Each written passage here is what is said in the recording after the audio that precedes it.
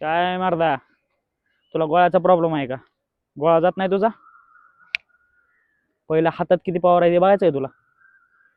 त्यासाठी तू डिप्स किती काढतो रे? एका धावामध्ये डिप्स किती काढतोस? एका धावामध्ये 15, 25, 30?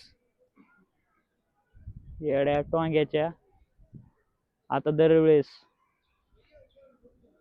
नॉनस्टॉप एका दमामध्ये तुझं 100 झाले पाहिजेत, त्यावेळेस तुझी हँड पॉवर वाढते. त्यासाठी काय करायचं माहिती आहे का?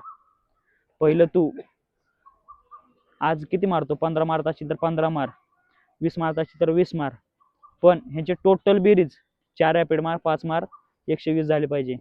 30-30 न जरी मारला, 30-30-30-30, 4 रॅपिड 120 डिप्स. दुसऱ्या दिवशी पण 30-30-30-30, 120 डिप्स. आणि पुढल्या आठवड्यात लगेच 40-40-40, 120 डिप्स. त्याच्या पुढल्या आठवड्यात 50-50, पुढे 20 किंवा 30 झाले. त्याच्या पुढल्या आठवड्यात लगेच 10 दाणं वाढवत राहायचं. जोपर्यंत तुझं नॉनस्टॉप 100 होत नाहीत ना डिप्स, तोपर्यंत तुझा गोळा जाणं शक्य नाहीये. हँड पॉवर हळूहळू वाढणार तुझी. 10 मारतोस इकडे तिकडे बघतोस, 12 मारतोस इकडे तिकडे बघतोस, मला कोण बघतंय का नाही, हे काय ते तसले धंदे सोड. फोकस कर स्वतःवर. हित आहे ना, हित ह्याला ऍक्सेप्ट करायला लाव, त्यावेळेस तू ऍक्सेप्ट होशील. कळतंय ना?